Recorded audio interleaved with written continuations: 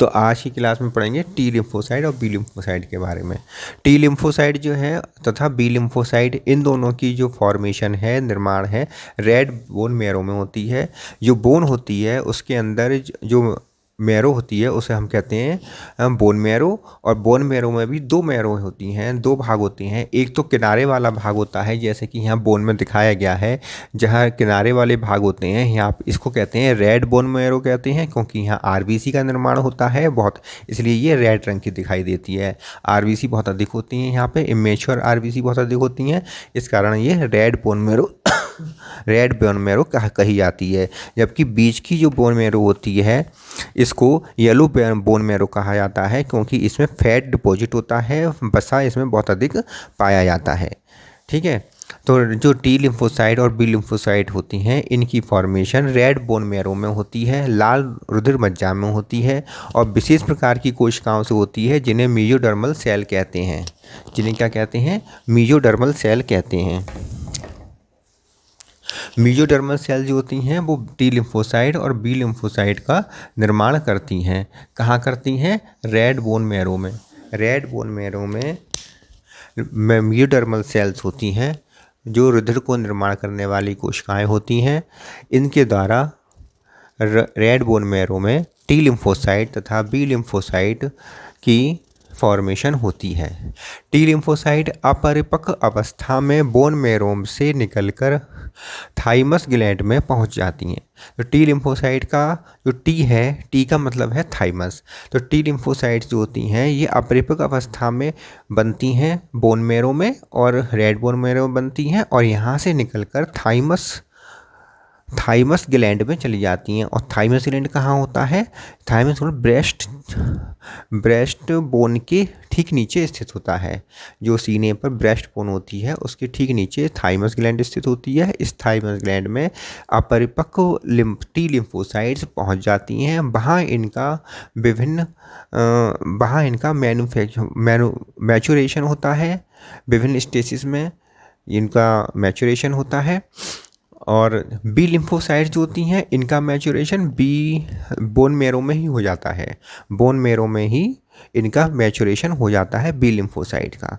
B lymphocyte बनती भी bone में ही है और इनका मैचुरेशन भी बोन मैरो में ही होता है। जबकि टी लिम्फोसाइट बनती तो बोन मैरो में है, लेकिन इनका मैचुरेशन परिपक्वता इनकी थाइमस ग्लैंड में जाकर होती है। टी लिम्फोसाइट जो है थाइमस ग्लैंड में परिपक्व होती हैं तो 4 प्रकार की कोशिकाएं बनती हैं। टी लिम्फोसाइट 4 प्रकार की होती हैं: किलर सेल्स, मारक टी कोशिकाएं, सप्रेसर सेल्स, निरोधक टी कोशिकाएं, हेल्पर टी सेल्स, सहायक टी कोशिकाएं, और मेमोरी सेल्स टी सेल्स या स्मृति टी कोशिकाएं। तो इस प्रकार 4 प्रकार की टी कोशिकाएं बनती हैं थाइमस ग्लैंड में जाकर। हाँ, तो अब आते हैं killer T cells. Killer T cells जो होती हैं यही संक्रामक करने वाले स्थान पर पहुंचकर, यहाँ देखिए क्या लिखा है, ये संक्रामक करने वाले स्थान पर पहुंचकर ऐसे पदार्थ का श्रावण करती हैं। मतलब जहाँ संक्रमण हो रहा है उस स्थान पर ये पहुंच जाती हैं किलर टी सेल्स, और वहाँ पर कुछ पदार्थ को निर्माण करती हैं।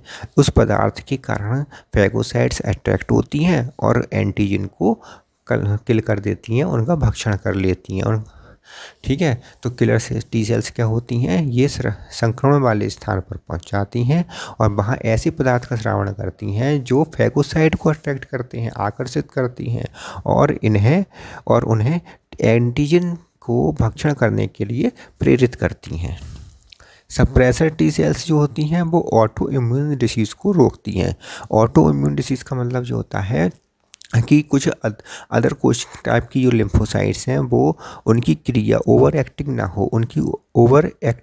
ना हो जाएं और अधिक एक्टिव होकर वो अपनी जो फ़ायदेमंद सेल्स हैं या जो आसपास की सेल्स हैं उनका भी भक्षण ना करने लगें।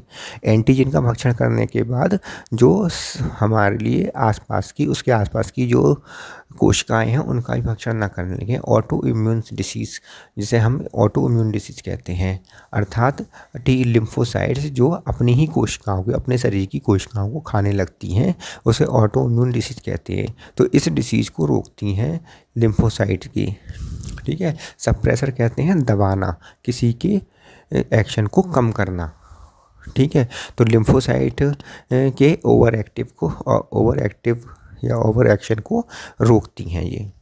हेल्पर टी सेल्स जो होती हैं, ये सेल्स बी सेल्स को एक्टिव करती हैं, बी सेल्स जो होती हैं उनको एक्टिव कर देती हैं और उनके द्वारा स्रावित इंटरल्यूकिन 2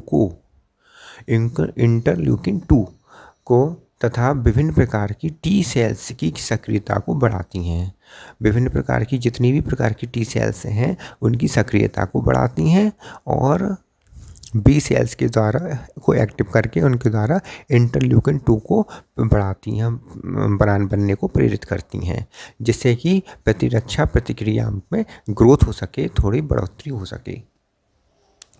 इसके बाद आता है मेमोरी टी सेल्स। ये एंटीबॉडी रिएक्शन के रिजल्टेंट, जब एंटीबॉडी एंटीजन का रिएक्शन हो जाता है, एंटीबॉडी एंटीजन को भक्षण करके उन्हें नष्ट कर देती है, उसके बाद का रिजल्टेंट जो था उसे संक्रमण से प्राप्त होने पर, जो संक्रमण से प्राप्त रिजल्टेंट होता है उसको बी सेल्स लिम्फ में या लसिका में मेमोरी सेल के रूप में स्टोर रखती हैं। तो इसको क्या होता है कि ये मेमोरी टी सेल्स जो हैं, एंटीबॉडी एंटीजन रिएक्शन होती है उनका भक्षण, एंटीबॉडी एंटीजन का रिएक्शन को भक्षण करती हैं और भक्षण करने के बाद जो उस समय बनी हुई है बी सेल्स द्वारा बनी हुई है मेमोरी सेल्स जो बनी हैं उनका स्टोरेज होता है लिम्फ में इनका या लसिका में उनका स्टोरेज होता है। किनका स्टोरेज? मेमोरी सेल्स का। मेमोरी सेल इस बात का याददाश्त होती है कि इस प्रकार के हमने बैक्टीरिया को मारा है, जिस रोग के बैक्टीरिया को हमने मारा है, उस बैक्टीरिया को मारने के लिए जब कभी वो दोबारा हमारे शरीर में आएगा तो यही मेमोरी सेल्स दोबारा से एंटीबॉडी बना देंगी उसके खिलाफ बहुत तेज़ी से और उस एंटीजन को ख़त्म कर देंगी। तो इस मेमोरी सेल्स क्या है, याददाश्त के लिए होती हैं, याद रखने के लिए होती हैं कि कौन सा बैक्टीरिया आया जिसके लिए हमने एंटीबॉडी बनाई थी, और जब कभी एंटीबॉडी वो एंटीजन दोबारा से आएगा हमारे शरीर में तो उसको ख़त्म करने के लिए एंटीबॉडी का निर्माण तेज़ी से कर देंगी ये मेमोरी सेल्स। और इनका स्टोरेज कहाँ होता है? लसिका में होता है। तो किलर टी सेल्स जो होती हैं वो संक्रमण वाले स्थान में पहुंचकर कुछ पदार्थ स्रावण करती हैं, जिससे फैगोसाइट सेल्स आकर्षित होती हैं और एंटीजन को भक्षण करती हैं। सप्रेसर टी सेल्स जो होते हैं लिम्फोसाइट की ओवर एक्शन को कम करती हैं या ऑटो इम्यून डिसीज़ को कम रोकती हैं। हेल्पर टी सेल्स जो होती हैं हेल्प करती हैं, किस मारे हेल्प करती हैं? प्रतिरक्षा प्रतिक्रिया को ग्रोथ करने में हेल्प करती हैं। टी सेल्स की सक्रियता को बढ़ाती हैं और बी सेल्स को एक्टिव करती हैं और उनके द्वारा स्रावित इंटरल्यूकिन 2 को बढ़ाती हैं। मेमोरी सेल्स याददाश्त वाली सेल्स होती हैं। मेमोरी सेल्स ये बी लिम्फ में स्टोर हो जाती हैं, जिससे कि किसी पर्टिकुलर डिसीज़ के लिए, पर्टिकुलर रोग के लिए जो हमने एंटीबॉडी बनाई हैं उसको याद रखा जाए कि इस पर्टिकुलर एक विशेष प्रकार के रोग के लिए हमने जो एंटीबॉडी बनाई हैं वो हमेशा याद रहेंगी। जब कभी वो रोग दोबारा आएगा, रोगाणु आएंगे, तब इनको दोबारा से एंटीबॉडी को दोबारा से तेज़ी से बना दिया जाएगा। अगर मेरी वीडियो आपको अच्छी लग रही हो तो मेरी वीडियो को लाइक करें, शेयर करें।